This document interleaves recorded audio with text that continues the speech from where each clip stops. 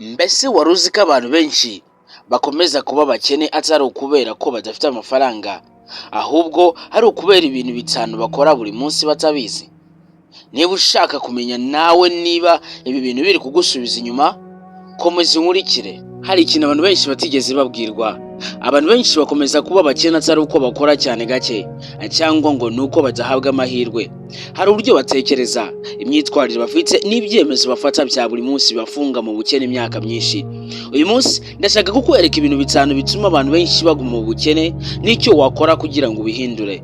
Inshuti yanjye, niba uri kureba iyi video, birashoboka ko ushaka guhindura ubuzima bwawe, kongera amafaranga winjiza cyangwa kubaka ejo hazaza heza. Ariko mbere yo gushaka uburyo bwo kuba umukire, tugomba burya kubanza kumenya impamvu abantu benshi badatera imbere. Kuko ikibazo buriya si amafaranga gusa, ikibazo nyamukuru ni uburyo bwo gutekereza. Niba uburyo bwo gutekereza budahindutse, niyo wagira miliyoni uyu munsi ushobora gusubira aho wari uri. Reka nkubwire inkuru y'abantu babiri. Aline na Patrick barangije amashuri icyarimwe. Bombi babonye akazi kabahemba kimwe. Buri kwezi Aline yakoreshaga amafaranga yose yabonaga. Iyo yabonaga andi make yayaguragamo imyenda mishya, telefoni nshya cyangwa ibintu byo kwigaragaza neza. Patrick we yafashe icyemezo cyo kwiga ibijyanye n'ubucuruzi, gushora make make ndetse no kuzigama. Nyuma y'imyaka 5 Aline yari agifite ibibazo by'amafaranga. Patrick yari amaze gutangiza business ebyiri. Icyabatandukanyije ntabwo ari amafaranga binjizaga, ni ibyemezo bafataga buri munsi. Ibyo nibyo ngiye kukwereka. Icyambere, abakene batekereza ku mafaranga y'uyu munsi gusa. Abantu benshi bibanda ku byo barya uyu munsi gusa, ntabwo batekereza aho bazaba bari nyuma y'imyaka 5 cyangwa imyaka 10. Abakire bo batekereza igihe kirekire. Bayibaza ikibazo kigira kiti: niki nakora uyu munsi kizamesha amafaranga no mu myaka iri imbere? Iyo utangiye gutekereza gutyo, ubuzima bwawe butangira guhinduka. Icya kabiri abakene bagira ni bashora mu bumenyi. Ikintu gikomeye kurusha amafaranga ni ubumenyi burya. Abantu benshi bamara amasaha bareba ibintu bitabubaka, ariko umuntu ushaka gutera imbere ashora igihe mu kwiga. Yiga kugurisha, yiga ubuyobozi, yiga ubucuruzi, yiga uko amafaranga akora. Niyo mpamvu abakire benshi bavuga ko gushora mu bwenge bwawe ari ishoramari ritanga inyungu nyinshi. Uko byagenda kose ntawe ushobora kukwiba iyo mari iyo ufite ubumenyi bubara ubwawe. Ariko kuko wahisemo kureba iyi video, ndahamya ko watangiye kujya mu nzira nziza. Icya gatatu abakene bakora cyangwa bagira, abakire batagira. Abakene bakora kugira ngo bahembwe gusa. Abantu benshi bakora kugira ngo bahembwe, ariko abakire bubaka ibintu bibaha amafaranga n'igihe batari gukora.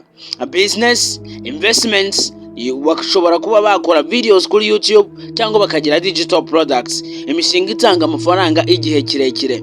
Niba amafaranga yawe yose ava mu masaha ukora, uzahora ufite umupaka mu mafaranga winjiza. Hari abantu benshi baba bareba izi video bakavuga bati: ni byiza rwose, ariko natangirane, kandi ni business ke nakora nyiri n'umuntu usanzwe. Niba nawe ari cyo kibazo ufite, ndashaka kugufasha. Mu myaka maze nkora ubucuruzi no gufasha abantu kubaka ubushobozi cyangwa uburyo bubazanira andi mafaranga y'inyongera, nabonye ko ikibazo atari ukubura amahirwe. Akenshi ikibazo ni ukubura umuntu wakwereka aho watangirira. Niyo mpamvu niba ufite hagati y'ibihumbi 100 na miliyoni 2 n'ibihumbi 100 ushaka gushora muri business ushobora gukura kandi itabangamiye ibindi ukora, ukoresha internet kandi kagufasha kubaka ejo hazaza heza, unyandikire kuri WhatsApp. Nimero ni uguteranya 2507810 nyandikire ijambo business gusa, nza gusobanurira amahitamo ahari, uko watangira n'ibyo wakora bitewe n'igishoro ufite. Nayitangaza kiri aha ngaha no kwiga gukurikiza amabwiriza no gushyira mu bikorwa. Niba witeguye guhindura ubuzima bwawe, nyandikira kuri WhatsApp no guteranya 2507810 Ikintu cya kane abakene bagira abakire batagira, nuko abakene bagura ibintu bagabanyiriza ubukire. Iyo umuntu abonye amafaranga make y'inyongera, ahita ashaka ikintu cyo kugura. Imodoka adakeneye, telefoni nshya, imyenda ihenze, inkweto. Ariko abakire benshi babanza kugura assets zibabyarira amafaranga mbere yo kugura ibintu byo kwinezeza. Iyo mvuze assets, ni ikintu gishobora kukubyarira amafaranga cyangwa se gishobora kongerera mu gaciro mu gihe wakiguze. Bibaza ikibazo kigira kiti: iki kintu kigiye kunzanira amafaranga cyangwa kigiye kuyatwara? Ikintu cya gatanu abakene bagira abakire batagira nuko abakene batinya guhinduka. Ikintu gikomeye cyane kibuza abantu gutera imbere n'ubwoba bwo gutangira business, ubwoba bwo kugerageza, ubwoba bwo kunanirwa cyangwa gutsindwa. Ariko kuri nuko abantu bose batsinze banyuze mu gutsindwa mbere. Abatsinda ntabwo baba badafite ubwoba, bafata icyemezo cyo gukora ibyo bagiye gukora nubwo baba bafite ubwoba. Ikintu cya gatandatu abantu badatera imbere bagira bakize batagira nuko abakene barya imbuto bagombaga gutera. Abantu benshi bamara amafaranga yose babonye, nta kuzigama, nta gushora, nta kubaka ejo hazaza. Tekereza umuhinzi urya imbuto zose yagombaga gutera, umwaka ukurikiyeho nta musaruro azabona. Ni nako bimeze ku mafaranga. Abika, shora, kubaka ejo hazaza bitangirira ku mafaranga make ufite uyu munsi. Niba ushaka kuva mu bukene ugana ku bukire, tangira ibi uyu munsi. Andika intego yawe ku mafaranga y'umwaka umwe, urebe mu mwaka umwe byibuze aho zaba ugeze. Soma cyangwa wiga iminota 30 buri munsi, wiga ikintu gishya gishobora kugufasha mu kuba wakongera ubumenyi bwawe. Bika igice cyayo winjiza, tangira project cyangwa se business ino. Hagarika kugura ibintu bidakenewe. Shaka abantu bagutera imbaraga kandi batekereza neza nkawe, bifuza kuzagira ejo heza. Ikindi ufata icyemezo cyo gukora aho gutekereza amahirwe. Shuti yanjye, ubukene ntabwo buri mu mufuka gusa, buri no mu mitekerereze yacu umunsi ku munsi.